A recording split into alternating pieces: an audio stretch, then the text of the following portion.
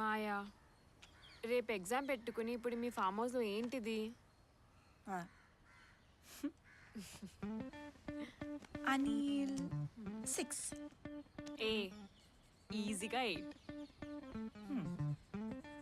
జో solid 5. Rahul Rahul అంటే okay అంట. Paul నువ్వంటే పిచ్చివాడికి. Mad love, crazy about you. I'll do that. No Maya, వద్దు. మీ ఇద్దరు పర్ఫెక్ట్. క్రిష్ గాడు 7.